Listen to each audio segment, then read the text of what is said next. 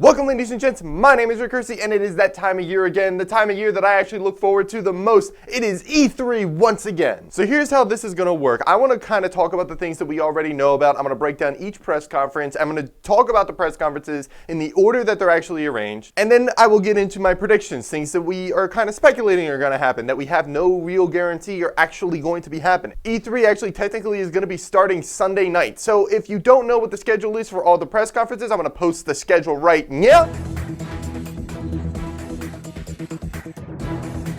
You're welcome. All right, so let's get into the first press conference that's actually going to be happening Sunday night, and that is Bethesda. So this is going to be the first time ever that Bethesda is going to be doing their own press conference at E3. Now, press conferences at E3 kind of go from like an hour to about an hour and a half, so at the very least, Bethesda has to come up with just about an hour's worth of stuff to talk about. And we actually don't know a whole lot that Bethesda's going to be coming out with. There's a couple of things that we're speculating, but in the end, how much do we really know? Well, the big one is obviously Fallout 4. That got announced actually recently. We're going to be able to see the game running in motion, see how it operates. Will VATS make a return? I'm pretty sure that VATS will make a return. For those who don't know what VATS is, it's basically the targeting system that Fallout has. I mean, it's basically built up as like a first-person or possible third-person. You can actually toggle between first-person view and third-person view, but it's a shooter, and you basically go and you shoot up a bunch of mutated enemies, and this VATS system is just something else to kind of target. Okay, I need to target the leg, I need to target the arm. Let's be honest, everybody goes for the head. Will that make a return? What inspiration does Skyrim have on this game? Because for those who don't know, Fallout is made by the same people who make Skyrim. So it's your big open world sandbox game. Go out and create your own adventure. Go and do whatever it is that you want to do. I love games that do that. It's actually why I look at Bethesda as my favorite developer, because I like being able to go into this world and losing myself in this world and actually creating my own story. Like, yes, I love BioWare, but BioWare does a thing where, yes, I'm on my linear path, even though I'm making all these different decisions. I actually feel like I'm that character with the Bethesda games. I actually feel like I'm creating my own hero. Fallout is basically Skyrim in a post-apocalyptic world, so it's more futuristic, but it's also kind of old-timey, because it's like, what happens if the world were to end in the 50s? But there's still a lot of futuristic stuff. You get like power armor and laser guns and it's really awesome game. If you have never played a Fallout game, I'm going to say, what's wrong with you and you need to go and play it before Fallout 4 comes out. Speaking of when Fallout 4 comes out, a lot of people have been speculating that with this gameplay trailer, which everybody kind of expected it to just be a cinematic trailer, but instead they gave us actual official footage of gameplay that's actually in-engine. So in other words, the game is a lot farther in development than most people probably even speculated. So everybody's freaking out and saying, oh my God, this game's going to be coming out this holiday season. And I'm sitting in the back and I'm like, let's pump the brakes just a little bit and think about this for a second. The game has just been announced officially. Bethesda was really close-lipped about it. They didn't want people to know that they were working on it, even though we all kind of knew that they were working on it, especially with all the leaks that were happening. It's like one of the worst-kept secrets, but Bethesda didn't want to release any information about it. Now, a lot of people are thinking, okay, well, they were developing Fallout 4 since they released Skyrim in 2011. So that's going to make it a 4-year development. Skyrim took 3 years to develop. Fallout 3 took 4 years to develop. So with Fallout 4, you would think that, okay, that's 4 years. This game is done. Do I think it's coming out this year? My gut's saying no. My brain is saying no. My heart wants it to be yes, but I honestly don't think it's going to be going that way. So let's stop talking about Fallout for a second. Let's talk about the only other game that I honestly think is even worth talking about at the Bethesda press conference, and that's Doom. I want to see gameplay of this game. I want to see this game in motion. I've never played a Doom game. Give me a reason to play a Doom game. That's really what I want from Bethesda. If they kill it when it comes to Fallout, if they kill it when it comes to Doom, and then they release a bunch of other new properties, like, don't talk about Fallout for 45 minutes and then spend 15 minutes to talk about Doom. That's not what I'm going to want to see. Give us more, tell us more about what you're working on. I have a prediction about a game that they could be announcing, but I'm going to save that for the end of this video for the prediction part. But let's kind of move on to our next press conference. Microsoft is going to be kicking off the press conferences Monday morning and basically putting the focus on first-party games, which in my opinion is where they exactly need to be putting their focus. Because if you look back to when these two consoles, the PlayStation 4 and the Xbox One, when these two consoles came out, Microsoft stumbled out of the gate and then they isolated a lot of their fans, and a lot of those fans went over to the PlayStation 4. And let's be honest, the PlayStation 4 has been killing the Xbox One in sales. I'm not saying the Xbox One is doing bad. It's doing very well for what it's doing. It's just not doing better than the PlayStation 4. But the PlayStation 4 is only really good when it comes to third-party games. If I were to play Call of Duty, aside from the exclusivity that Microsoft is probably always going to have when it comes to Call of Duty, but when it comes to other third-party games like Assassin's Creed or Fallout or something like that, then this is probably going to be better played on the PlayStation 4 just because the processing power, the specs of that system are better than the Xbox One. So where does the Xbox One start to get a leg up over PlayStation? First-party games. Because that's the only way you're going to get people to buy the Xbox One over the PlayStation 4, is to show us games that are only played on the Xbox One. So I'm really happy that they're taking realization of this fact and are actually implementing it into their press conference. What about the stuff that we do know about? Halo 5 Guardians is probably my most anticipated game this year. I've really been digging the marketing that they've been doing for this game. It started with those two different trailers, the one with Spartan Locke and the other one with Master Chief. And then they've been doing this whole Hunt the Truth on SoundCloud, which is like this whole episodic thing of this guy trying to look up information about the Master Chief. And then he uncovers this whole big plot, this whole big controversy. And it's a big conspiracy, and it's super intense. You really need to listen to it. Go to SoundCloud right now and look up Hunt the Truth and listen to all the episodes. I don't even think they're done putting them up yet. I think it's actually still going, but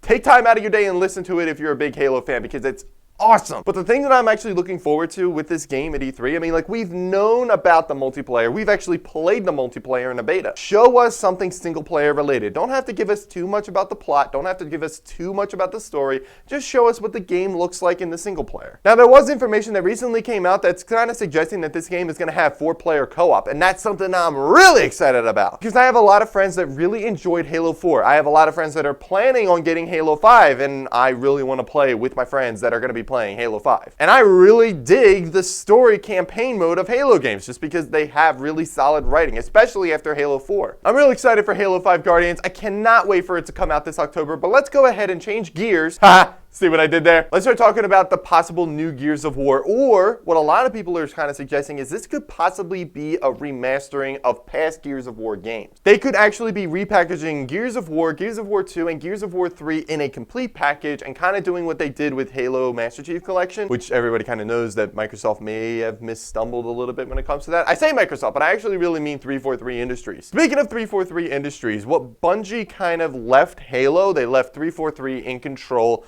of the Halo series. So basically what 343 Industries creates is nothing other than Halo games. The people that create the Gears of War games, they have actually revamped their entire company and are now called the Coalition, which is a direct reference to the Gears of War games. So the Coalition is to Gears of War what 343 Industries is to Halo. So fully expect nothing but Gears of War related stuff from the Coalition. So what am I actually expecting from Gears of War in this press conference? Well, and to be completely honest, if I were going to make a prediction, kind of early, a little bit before I'm going to make my predictions even later on in this video, I'm going to say this is a new Gears of War. This is going to be Gears of War 4, and it's going to be coming out on the Xbox One. I think it'd be stupid to not do that. We know Gears of War is been worked on. They know that they're working on a game, so give us that game. Tell us that it's happening. Don't give us a remaster. I think at this point, everybody's kind of tired of remasters. Give us something new. Now, there are other exclusive titles that we do know exist for the Xbox One that haven't come out yet. Quantum Break, Scalebound, and Crackdown have all announced that they are skipping E3. They will not be there at any capacity. So don't expect any gameplay. Don't even expect any mention. Maybe they will mention, hey, by the way, this game still exists, but they're not going to show off anything new. In fact, they're going to actually save a lot of their stuff until Gamescom. And that kind of bumps me out a little bit. Like, I really wanted to see more about Scalebound. I wanted to see more about Crackdown. I think we've seen a lot of Quantum Break, and I'm actually getting a little worried about that because I'm starting to get like a Watch Dogs kind of vibe from it. And what I mean by that is that like all the demos look cool, but I'm afraid that when I actually get the game, that cool stuff is going to wear off after the first hour or two. So I'm going to call that the Watch Dogs effect. I feel like I'm going to get the Watch Dogs effect from Quantum Break. It's not to say that it's going to be bad because I thought Watch Dogs was okay. It doesn't matter. The reason why I'm bringing this up is because if they're not going to talk about the games that we do know about, and Microsoft putting a focus on first-party games, they better have a killer lineup about stuff that we don't know about. And they have an hour and a half to fill. That is 90 minutes of stuff that they have to talk about, so they better show us some cool shit.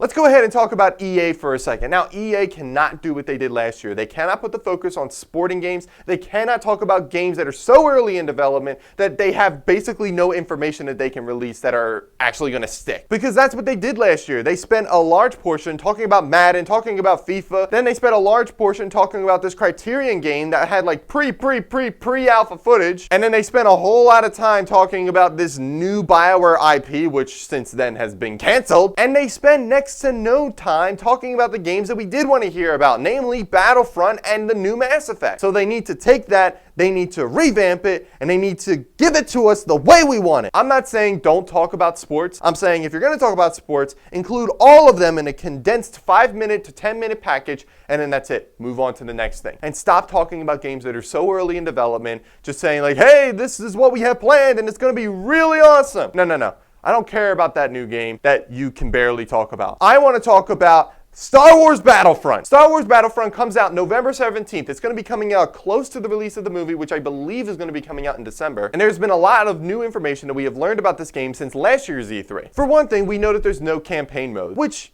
is fine, because Battlefront has never really been known for its campaign mode. It has had one. Battlefront 2 basically had a campaign mode that kind of followed the storyline of the 501st, but it kind of did it in a way that Titanfall handled its story, where it was just like, this is generally the same matches and the same type of stuff that you've experienced in the game. It's just here's some extra narrative to it. And there were like different objectives that you could complete as the level went on. Like some enemies didn't even spawn until after you got to a certain location, and then you had to worry about putting up the turrets and firing at the turrets and holding off waste before you can move on. I honestly don't think that they're gonna have a campaign mode. They're not gonna do that. Star Wars Battlefront is a game that, looking at it, you're gonna say to yourself, okay, this is going to be one of those games that puts the focus on multiplayer and isn't going to worry about anything other than that. It's going to take a page out of the book of Titanfall. It's going to take a page out of the book of Evolve. A lot of games are starting to do this now. They realize that nobody's buying these games to listen to the story. Nobody's buying these games to play a campaign. I mean, I was kind of hoping that there would be some sort of narrative element to the game, because the Star Wars universe is really good when it comes to narrative. I mean, that's perfectly fine. I'm probably going to love this game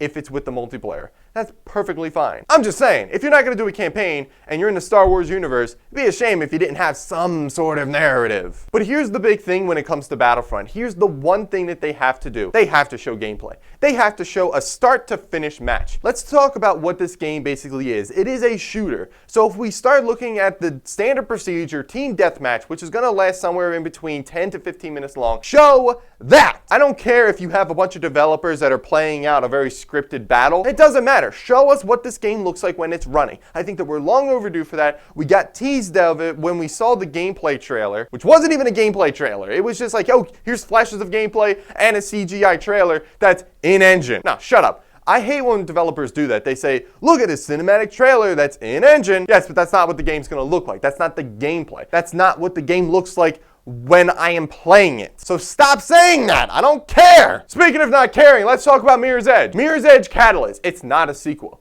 We know that. Show me gameplay, give me new details, maybe a possible release date to this game. If you want to talk about a game, talk about Mirror's Edge Catalyst. And what's actually cool about Mirror's Edge Catalyst is that it seems like they're trying to make the game that they tried to make the first time. Mirror's Edge was a game that was very innovative, but it just wasn't executed properly. So a lot of people didn't like it, but some people did like it. They saw the potential that the series had. I never played Mirror's Edge. I heard a lot of things about it that a lot of people really didn't like it. So like I said before, I didn't really care about it. But after learning that, I'm starting to think to myself, okay, well now they're starting to make the game that they really wanted to make when they tried to do the first Mirror's Edge. So in actuality, this is Mirror's Edge Attempt 2. Not so much a sequel, it's just a second attempt at the first game. It's not a revamping of the first game, it's just like, we're gonna take things that we tried to do and we're gonna try to redo them. Now let's talk about a game I've been anticipating for years. One of my favorite video game series, Mass Effect. I don't even know what to call this game, because every time people say, oh, Mass Effect 4, the developers go, it's not Mass Effect 4 though.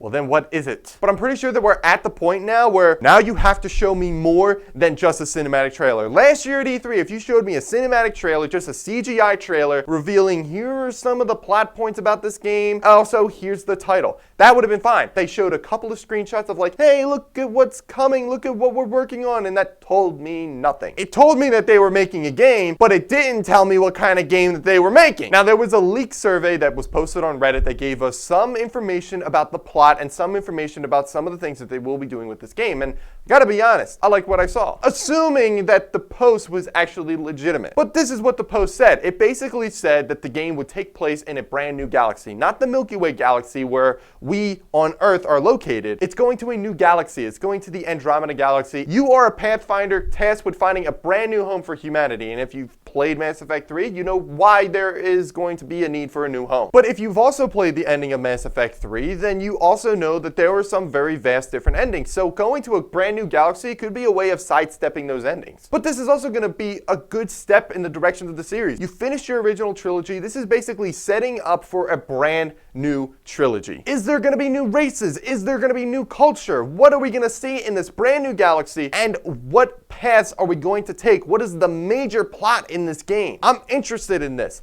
I love the Mass Effect games. I love the direction that they've went in. There is not a single Mass Effect game in existence that I don't like. But I need to see new things. Show me something new with Mass Effect. I don't want to see the same old stuff. I don't want to see everything that I'm familiar with. Give me something new. And going to a brand new galaxy is a killer way to start that off. I'm also very interested to see what kind of game that we are getting that takes inspiration from Dragon Age Inquisition. Because one major thing that Dragon Age Inquisition did is that it teared down boundaries. It opened up the world. And basically, whenever they do talk about the new Mass Effect game, they have always been very adamant to mention that there is a big explorative element. Like the Mako is even back. So exploration is going to be a thing in this game, which means open up the world. Take new inspiration from different games, make it feel different without making it feel too different. I mean, I don't want to feel like I'm playing something that just isn't Mass Effect. I mean, give us that character interaction that we have with people. Give us that dialogue options that we have in BioWare games. But you also got to show me gameplay at this point. This game has been in the works since 2012, the release of Mass Effect 3. I am a little adamant into saying that this game is probably not going to be coming out this year because we have gotten little to no information about it, but they got to show me something at E3. They have to show me at least gameplay. Now let's talk about Ubisoft. And Ubisoft, I'm actually going into a little interested. I'm not exactly excited, might be a little worried. Because out of all of the games that are going to be coming out at the Ubisoft press conference that we know about, I'm actually a little concerned about. Especially after the past few releases that Ubisoft has had. Let's go ahead and talk about The Division. The Division looks really cool, looks very innovative. But I thought the same thing about Watch Dogs. I thought the same thing about Assassin's Creed Unity. And now we're at the point where both of those games underperform. So looking at The Division, I'm thinking to myself, is it really as innovative as it looks? Not to mention that we've gotten little to no information on it, and then it got delayed into 2016. And to me, that's no real big surprise because we got the original demo when the game was announced, and then since then, we've gotten a cinematic trailer, and then that's it. We've gotten nothing about that game. But the game is starting to look like it has a narrative to it, but I don't think the narrative is going to be the focus of it. I think it's going to be like a multiplayer kind of MMO, kind of like sort of like what Destiny was, but a little bit more open, a little bit more freedom. But even making that comparison with Destiny, I'm starting to get a little concerned because Destiny tried it and it didn't work for me. So me as a gamer, am I excited about The Division? Yeah, but I don't know. Now, all of this doesn't mean that The Division isn't going to make an appearance at Ubisoft's press conference. I think that they will show gameplay or at least talk about new details about the game, which I really think they need to do. They really need to show the audience what this game is going to shape up to be. Give us more information on it. Paint the picture a little bit better. So let's move on to a series that I am still going to consider one of my favorite series, but I'm slowly trying to move that off that list. That's Assassin's Creed. Let's talk about Assassin's Creed Syndicate. Man, I really don't care about this game. After Assassin's Creed Unity, I've been burned out of the Assassin's Creed series. I'm kind of tired of it at this point. And I love Assassin's Creed. I am one of the biggest Assassin's Creed fans, so me saying that actually hurts me in the heart. I don't care about Assassin's Creed Syndicate. The reveal trailer happened. I didn't care. But it's very clear that Ubisoft is trying to correct a lot of mistakes that they made with Assassin's Creed Unity. They're trying to get feedback saying, hey, this game is going to be touring all over Europe. It's going to be at E3. So come in and play it and give us feedback so we don't make a game that sucks. But I fear Ubisoft, it might be a little too late when it comes to the Assassin's Creed series. Here's what I would really love it to do. I would really love this series to not be annual anymore. Stop it. There's a lot of things that I would love for the I don't think the Assassin's Creed series should go away. I really think they need to stop being annual because I think that that's hurting them more than it is helping them. Is the game still going to sell? Yeah, it's like Call of Duty. It's going to sell all the time. But is it always going to be good?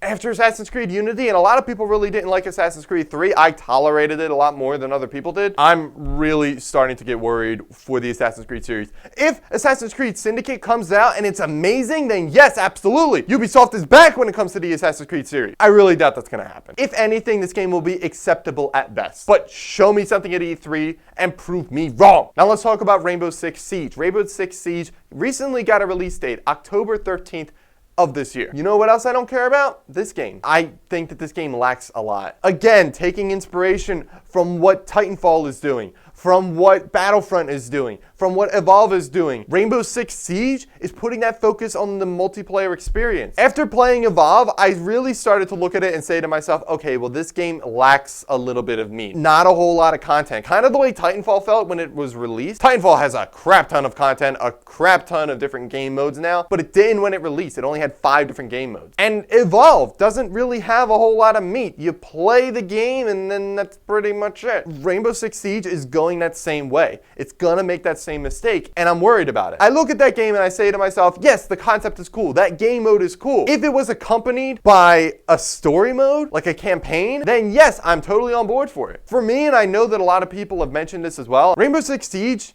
really comes off as a game that whatever title that they were working on that they canceled, I feel like this is what they recycled, which to me is disappointing. Like, this game would be fantastic if it was a completed game, but to me it feels like it's a whole lot of one game mode. Yes, I'm sure there are going to be other game modes like, up here's the team deathmatch, up here's the capture the flag, up here's the domination mode. But other than that, you have your siege mode, and that's it. Like, what other things can this game do to actually get me excited for it? Show me something about this game that I don't know about that's going to make me excited, that's not going to put the focus on the one game mode. Now, let's talk about Sony. Let's talk about the PlayStation 4 and what future it has. Now, I heard something about the PlayStation 4 and that Sony is not going to be focusing on first-party games. In other words, they're basically saying, yeah, what you know about is what's going to be happening. We're investing this year. I don't know what that means, but I feel like Sony has set themselves up for failure at this point. With those comments, I'm starting to think to myself that, okay, they're going to talk about the Morpheus for forever. They're going to talk about powers for forever. They're going to talk about a whole lot of other features that nobody cares about, show off the games that we already know about, but tell us nothing new. One of those games is Uncharted 4. I really highly doubt that they're going to show off anything new. Like, I do think they're going to show off new gameplay. Like, oh, here's some new features, here's the game, here's the progress that we're making, but what other things can you talk about Uncharted 4? Now, I'm fully expecting an announcement of the new God of War game, kind of in the same vein of Microsoft with Gears of War. I really think that they're at least going to announce new God of War, maybe a cinematic trailer or something like that. Now, if they have gameplay available, that's fine. I'm not going to hold my breath when it comes to gameplay. And then there is Until Dawn. Until Dawn is a horror game, but there's a lot of really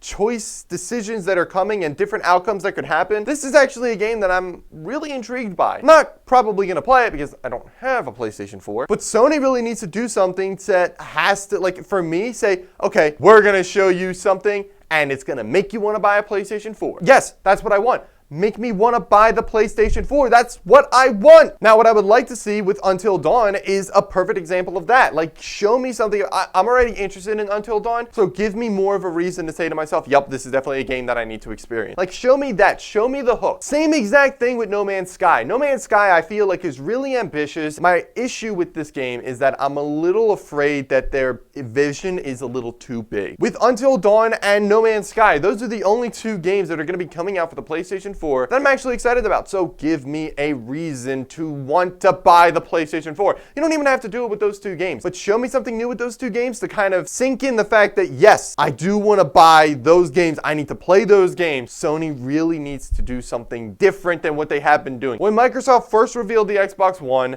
they spent a lot of their reveal event talking about everything that wasn't games. Sony has made the same mistake last year at E3 when it came to the PlayStation 4 because they spent a lot of time talking about stuff nobody cared about. I mean, the PlayStation 4 is where the gamers play. Greatness awaits, remember? So where the are the games? Sony, get your shit together. So let's go ahead and let's talk about Nintendo. I really liked the presentation, the digital presentation that they did last year. They kind of poked fun of themselves, but they also made the entire show entertaining. I would really love to see all the other press conferences take that same format. I would love it because Nintendo is onto something. Nintendo got my attention last year and basically, hey, Their games are good. Nintendo is basically all in when it comes to first-party games. Like, they're all in, and it's working because their games are good. Now, it's risky because that's why they're kind of falling behind, because the consoles that they make are very gimmicky. And it really kind of alienates fans like me, because I'm like, I don't want to play the Wii U. I don't want to care about motion controls, and look, I have another screen on my gamepad. I don't want that. Like, give me an actual console that can stand up to the Xbox One and the PlayStation 4, but also give me my Mario games. Give me my Mario Party and my Smash Brothers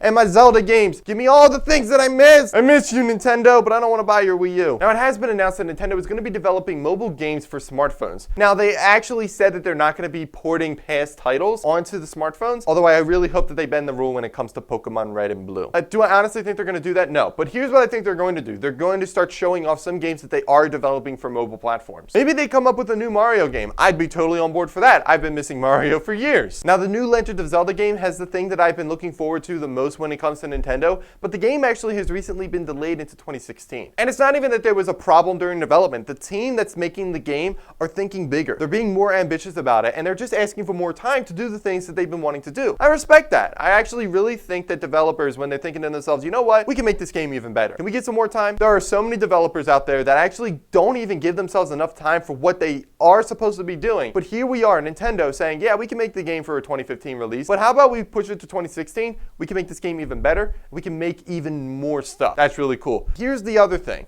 It's not going to be at E3. Wait, why is it not going to be at E3? There's no reason for it to not be at E3. Show me something. Show me gameplay. I'm a little disappointed that the game is going to be skipping E3. That's one of their most anticipated titles, and you're skipping E3? I don't get that. I already kind of touched on this when I started talking about the new console that Nintendo may or may not be working on, but when it comes to the Wii U, their press conference has to give me a reason to buy it. There has to be more games for the Wii U. Because other than The Legend of Zelda, what other games are you working on other than the new mobile games? I don't know. Like I said with Sony, give me games that I can't miss out on. Now let's talk about Square Enix. Now Square Enix is going to be the last press conference that is going to be wrapping up before the PC has their presentation, which I honestly don't care about because I'm not a PC gamer. But Square Enix has one of my most anticipated games, and that is Kingdom Hearts 3. And I am really excited for it because yes, I've loved the Kingdom Hearts games in the past, but I also really want to see the new properties introduced into this game. I mean, we can get Toy Story, we can get Marvel, we can get Star Wars. Here's what I want out of Kingdom Hearts 3. I want to be on the Death Star with Buzz Lightyear and Iron Man, and I want to be fighting Darth Vader. I want to see the awesome worlds that are happening. I love Kingdom Hearts, so show me something. Don't just talk about it. Show me gameplay. Show me a trailer. And if you want, give us a release window. I don't see any reason why Kingdom Hearts 3 is not going to show gameplay this year at E3. So let's talk about Rise of the Tomb Raider. It's the sequel to the rebooted Tomb Raider series, and I love the rebooted Tomb Raider game. I actually played through it twice. When they did the definitive edition, I played through it a second time. We have gotten 2 cinematic trailers of this game. We have not seen any gameplay. And actually, even the second cinematic trailer, I didn't really care all that much about. I half paid attention to it, and when I went to go watch it back a second time, I found that I half paid attention to it again. At this point, we need to see some gameplay of this game. Now, this game is a timed exclusive for the Xbox One, and I'm sure that it will be at the Microsoft press conference in some capacity. I don't think it's going to show gameplay. I think that they will save the gameplay for the Square Enix press conference. And I feel that Xbox really kind of needs this exclusive because it's kind of their answer to the Uncharted series, because it has that same kind of vibe to it. But I love the first Tomb Raider. I'm pretty sure I'm going to love this one, but you got to show me something. Now we also have Final Fantasy 15 and Deus Ex Mankind Divided. These are 2 series that I've never jumped into before. So what I would like to see out of this press conference is gameplay. Show me gameplay and give me a reason for a newcomer to jump into these series. Every game in a series should be appealing to newcomers. If you haven't ever played Mass Effect 4 should show you a perfect reason as to why you should jump in now. Same exact thing for Halo 5 when it comes to the Halo series. Same exact thing for Assassin's Creed Syndicate when it comes to the Assassin's Creed series. So Deus Ex Mankind Divided and Final Fantasy 15, for me, I think they have to show something to appeal to a newcomer and say to yourself, you know what, if there's ever a time to jump into the pool, now's the time. And that's going to wrap it up when it comes to the press conferences, but here's the thing that I'm actually looking forward to the most at E3. I've said this in an interview before. If you guys haven't seen my Rick Talks Games with Marcus Stevens video, I highly recommend you go see that because I actually really like the way that turned out. I might do more videos like that. But in that video, I said that I'm actually more excited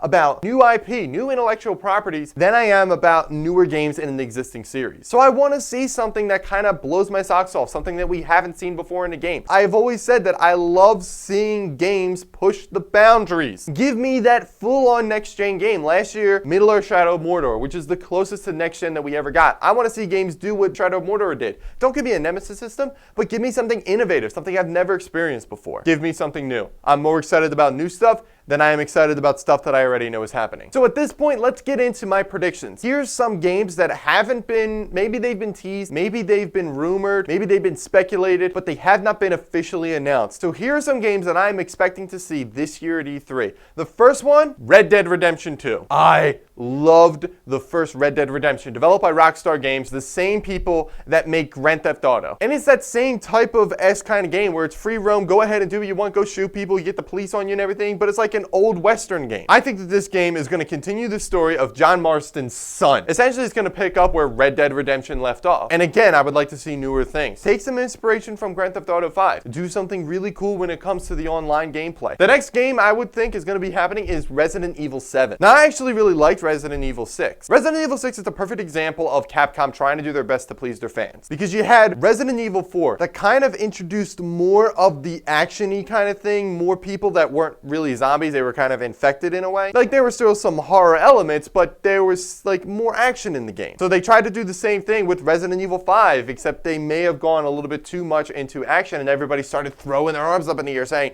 "No, we need horror!" So everybody was like, okay. How about we give you everything with Resident Evil 6? And then apparently nobody was happy with that. They were like, yeah, this game sucks, but they couldn't exactly say why it sucked. So you know what? Give us Resident Evil 7, bring back the horror, bring in the action, but don't overdo it with the action. I'm not 100% sure which direction to take the Resident Evil series. I would love to see it go back to some horror elements of it. But moving forward, I think that Capcom is going to be making Resident Evil 7. And I think that at this point, now that we're 3 years removed from Resident Evil 6, I think it's time. Now the next game I'm going to talk about is the same game that I alluded to early on in the video when I was talking about Bethesda's press conference, and that's Dishonored 2. Dishonored 1 was a Game of the Year contender. It was a fantastic game, and I would love to see that game give us some new gameplay, some new mechanics, but still give us that same sort of BioShock art style, because I actually really like that art style. Also, give us a longer game. I felt that Dishonored kind of wrapped up a little too soon. But I honestly think that Dishonored 2 is going to be a thing that happens.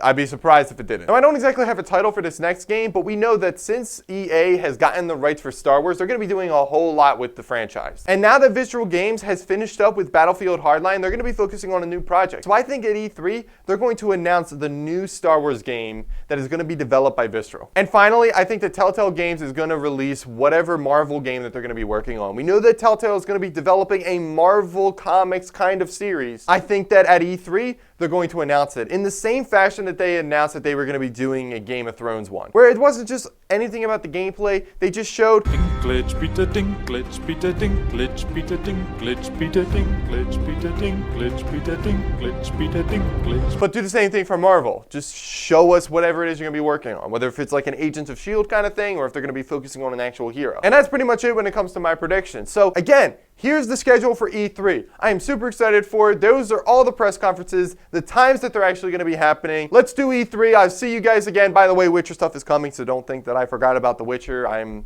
just been busy. I will be working on The Witcher. After I'm done this video, I'm going to go home and I'm going to go play The Witcher. But thank you guys so much for watching, and I will see you next time.